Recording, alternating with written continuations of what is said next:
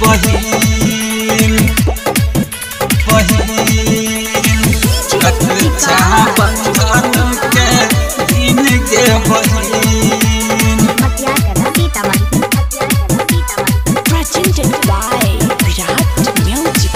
बहस ट्रेन सब बंद पड़ल छै लागल छै सगरो लॉकडाउन के बहिन बहस ट्रेन सब बंद पड़ल छै लागल छै सगरो लॉकडाउन के बहिन वहाँ के सब पर राखी भेजी है वीडियो कॉलिंग करब रक्षा बंधन के दिन के बहिन वहाँ के सब पर राखी भेजी है वीडियो कॉलिंग करब रक्षा बंधन के दिन के बहिन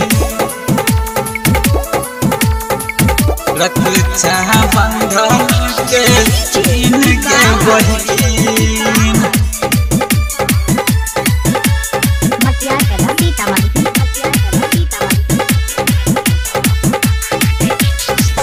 तू ही कहना कोना अइबो तोहरा गाम गे एक बेर छोटका भाई के बात ले न मान गे बात ले न मान सुन लो तू ही कहना कोना अइबो तोहरा गाम गे एक बेर छोटका भाई के बात ले न मान गे चीन से बीमारी सुन एलै गे बहिन चीन से बीमारी सुन एलै गे बहिन व्हाट्सएप पर राखी भेजी वीडियो कॉलिंग करब रक्षा बंधन के दिन गे बहिन व्हाट्सएप पर राखी भेजी वीडियो कॉलिंग करब रक्षा बंधन के दिन के बहिन रक्षा बंधन के दिन के बहिन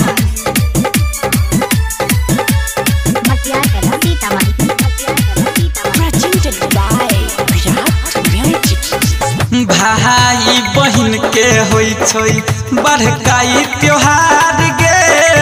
भले तू फोन पर भेजे हेतौ नहीं बेकार गे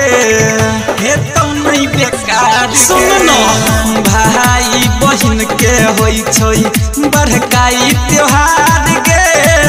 भले तू फोन पर भेजे हेतौ नहीं बेकार गे